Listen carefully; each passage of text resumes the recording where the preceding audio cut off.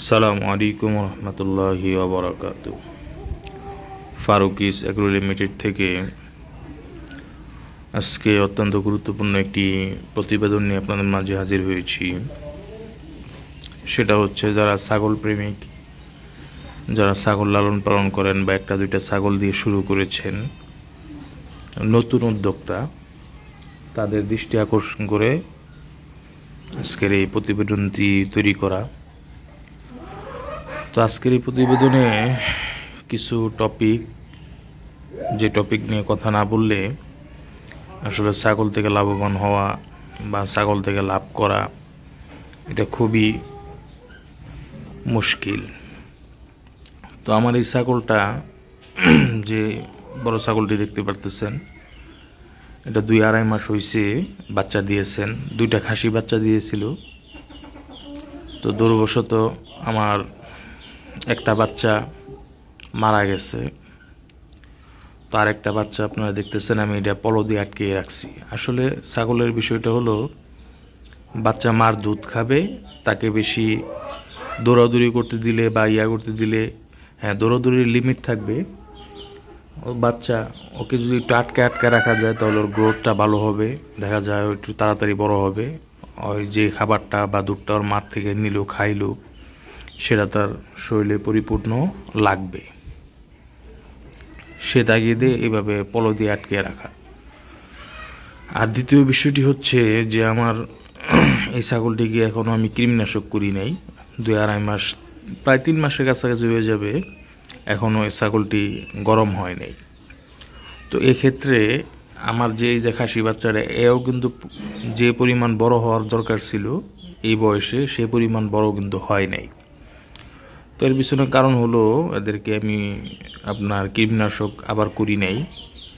এই ছাগলটা আমার গাভীন থাকা অবস্থায় 3 মাস পার হওয়ার পরে আমি কীটনাশক করাইছিলাম। এরপরে বাচ্চা প্রসব পরবর্তীকালীন একে আর কীটনাশক করাইতে পারি না বিভিন্ন জটিলতার কারণে।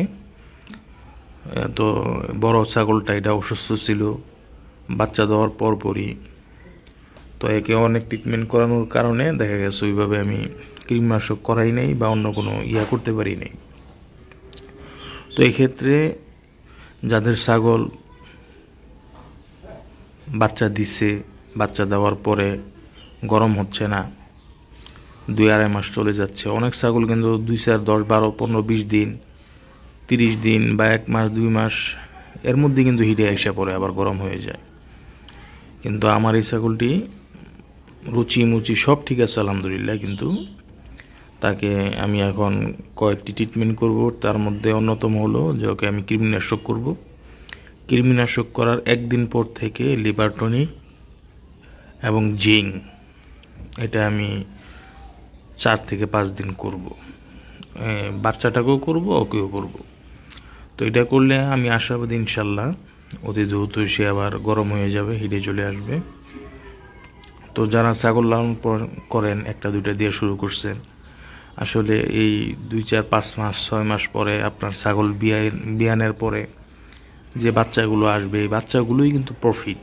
এগুলো যদি টিকাতে না পারি বা কোনো কারণবশত এগুলো ঝরে পড়ে বা অসুস্থ হয়ে যায় বা মারা যায়, তখনই দেখা যায় এই সেক্টর থেকে অনেকে কষ্ট পায় বা বন্ধ করে দেয় বা আর ছাগল লালন পালনে উদ্বুদ্ধ থাকে না। আসলে আমাদেরও অনেক গাফলতি থাকে, অনেক দুর্বলতা থাকে, যা আমরা পরিপূর্ণভাবে ছাগলের প্রতি ওই টেক কেয়ার না করার কারণে, ওইভাবে ছাগলকে সময় না দেওয়ার কারণে, ওইভাবে সঠিক সময়ে যেই ওষুধপত্রগুলো খাওয়ানো দরকার সেগুলো না করার কারণে দেখা যায় এই সমস্যাগুলো তৈরি হয়। তো আপনার মনে করেন ছাগলকে যদি আপনি কৃমিনাশক করানোর পর থেকে 1 দিন পর থেকে লিভার টনিক এবং জিঙ্ক আপনি সকালে এবং রাত্রে 2 টাইম করে খাওয়াতে পারেন, তাহলে দেখবেন ছাগলের চেহারাটাই পুরো চেঞ্জ হয়ে গেছে, পুরো শরীরটাই চেঞ্জ হয়ে গেছে। ওর শরীরের মধ্যে একটা চাকচিক্য ভাব আসবে। ওর মনে করেন পুরা আপনি দেখলেই আপনি নিজের কাছে অবাক লাগবে। তো এই জিনিসগুলো আমরা সচরাচর না করার কারণে দেখা যায় অনেক পুষ্টিগুণের অভাবে থাকে। আর ছাগল যেহেতু সেন্সিটিভ প্রাণী, এক রোগ থেকে আরেক রোগে নিয়ে যায়, তো বেশিরভাগ ক্ষেত্রেই পুষ্টিগুণ ক্যালসিয়াম এগুলোর অভাবেই বিভিন্ন জটিলতা, বিভিন্ন রোগ তাদের শরীরে দেখা দেয়। পরে এসে আস্তে আস্তে মারাত্মক বড় রোগের দিকে ধাবিত হয়। সেক্ষেত্রে আমি বলবো কৃমিনাশক প্রত্যেক 3 মাস পর পর আপনার ছাগলকে করতেই হবে। কৃমি করানোর পরে আপনার লিভার টনিক এবং জিঙ্ক। তো আমরা কৃমিনাশক বলতে মানুষের যে ট্যাবলেটগুলো আছে কৃমির, এগুলো খাওয়ালেই চলবে। আর যদি কারো গাভীন ছাগল থাকে তাহলে সেই গাভীন ছাগলকে 3 মাস পরে বা 3 মাস পরে গিয়ে আপনি এই কৃমিনাশক করাবেন, এর আগে নয়। তাহলে একটা ভালো রেজাল্ট পাওয়া যায়।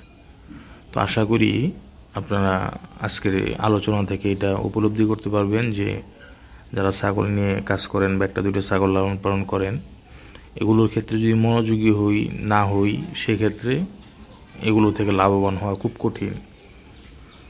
তো এই বিষয়গুলো মাথায় রেখে ছাগল লালন পালন করলে ইনশাল্লাহ ছাগল থেকে একটা বেনিফিট বা লাভ আশা করা যাবে। তো আল্লাহ তাআলা আমাদের সকলকে সঠিক বোঝার তৌফিক দান করুক। সকলে সুস্থ থাকুন, ভালো থাকুন, এই প্রত্যাশা নিয়ে আজকের মতো বিদায় নিচ্ছি। আসসালামু আলাইকুম ওয়া রাহমাতুল্লাহি ওয়া বারাকাতুহু।